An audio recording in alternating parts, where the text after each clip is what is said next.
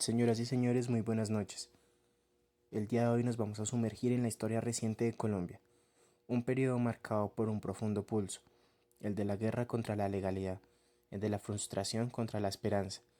Nuestro viaje comienza en 1991, pero el verdadero punto de partida fue un movimiento popular. Recordemos el movimiento de la Séptima Papeleta, una iniciativa ciudadana impulsada principalmente por jóvenes que exigió incluir un voto adicional en las elecciones de 1990 para convocar una asamblea constituyente. Este movimiento logró lo impensable, y el 4 de julio de 1991 Colombia se dotó de una nueva constitución. Esta no fue una simple reforma, fue un pacto social refundacional que amplió derechos fundamentales, reconoció la diversidad étnica y abrió las puertas a una democracia más participativa. Fue un grito de esperanza que intentaba dejar atrás las viejas estructuras de guerra. Sin embargo, esta promesa de paz y equidad escrita en la capital chocaba brutalmente con la realidad del campo. El problema no era solo la ley, sino la tierra. Los académicos Verdegue y Ocampo nos dan la tesis central de este periodo. La tierra es central para la paz. El conflicto se intensificaba por la brecha rural y la desigualdad en la propiedad agraria. Eran el combustible perfecto. La década del 90 nos demostró una verdad amarga. No se puede construir un Estado moderno con un campo desposeído. Para comenzar, iniciemos con el acto número uno, es decir, la apertura, la guerra y el narcotráfico en un periodo entre 1991 y 2002. En lo económico, esta década estuvo definida por la apertura económica. El país buscó modernizar sus industrias y abrirse a los mercados globales, lo que si bien trajo inversión, también acentuó las diferencias entre la Colombia urbana e industrial y la Colombia rural.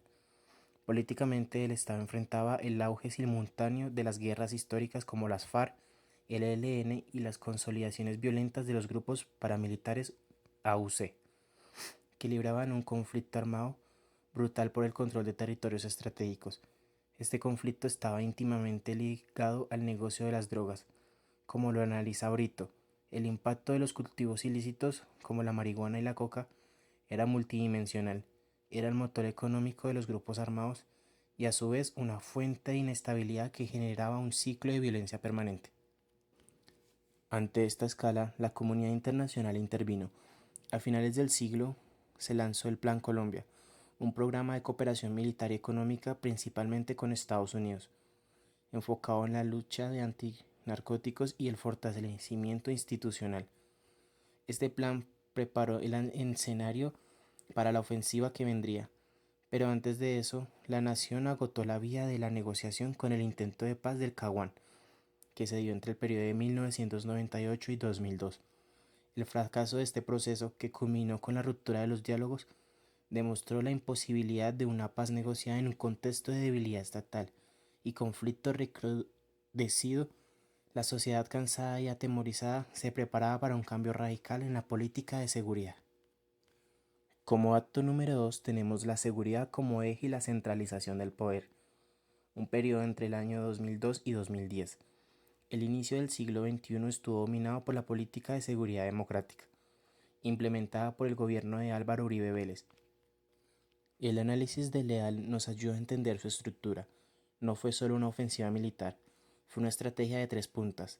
Primero, el pilar militar con el objetivo de recuperar el control territorial, diezmando a las FARC y logrando grandes golpes.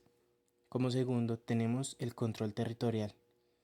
Tenemos también el proceso de paz con los paramilitares, lo que llevó a la desmovilización de las AUC bajo la Ley de Justicia y Paz, sentando las primeras y complejas bases de la justicia transicional colombiana. Políticamente, este periodo redefinió el poder ejecutivo. En 2004 se logró una reforma constitucional para permitir la reelección presidencial inmediata, un hito que centralizó el poder político como no se veía en décadas. Económicamente, a pesar del conflicto, el país mantuvo un crecimiento económico sostenido, impulsado por los altos precios de las commodities y la inversión. Sin embargo, este crecimiento no resolvió las profundas desigualdades sociales. Leal concluye que los resultados de esta política fueron ambivalentes. Si bien se redujo la violencia y la desmovilización de las AUC, se abrieron nuevas interrogantes éticos y legales y las estructuras criminales solo se transformaron. La ambivalencia de esta etapa demostró que la vía puramente militar no era suficiente para desmantelar las causas estructurales de la guerra ni los intereses del narcotráfico. El país había recuperado parte de su seguridad, pero la paz duradera seguía siendo una quimera. Esta realidad abrió una nueva ventana de oportunidad política. Como acto número 3 tenemos el acuerdo, la polarización y el nuevo marco entre los años de 2010 y 2018. El panorama cambió en 2010 con la decisión de iniciar negociaciones secretas con las FARC, que se iniciaron públicas en 2012. El artículo de Rodríguez nos recuerda que el proceso de paz FARC 2016 se enfocó en los temas que iniciaron la guerra. Los acuerdos clave fueron la reforma rural integral, la participación política de los excombatientes y la solución al problema de las drogas ilícitas. El gran desafío que quedó fue el tema de las víctimas y la Justicia Especial para la Paz JEP, que generó una fuerte polarización social y política que persiste hasta el día de hoy. En lo económico, la década estuvo marcada por la consolidación de los tratados de libre comercio TLC con diversos socios, intensificando la dependencia del sector exportador y generando profundas transformaciones del mercado laboral.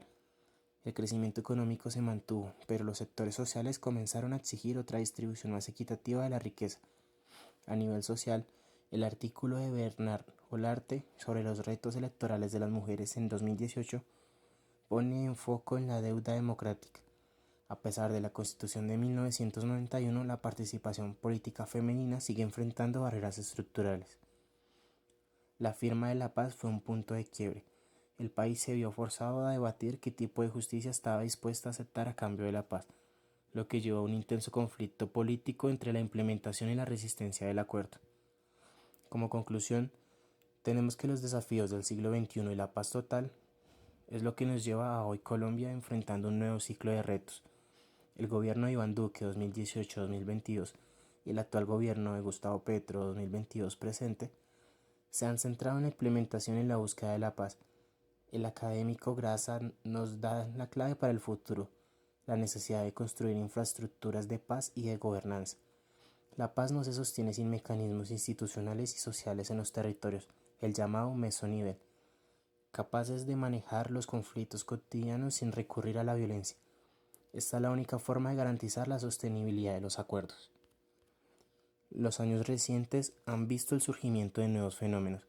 El fortalecimiento de los movimientos sociales por los derechos y la equidad ha sido una fuerza política innegable, con grandes movilizaciones como el paro nacional en el 2020, la pandemia de COVID-19, el cual impactó drásticamente la economía y el mercado laboral, acentuando la desigualdad y acelerando profundos cambios culturales.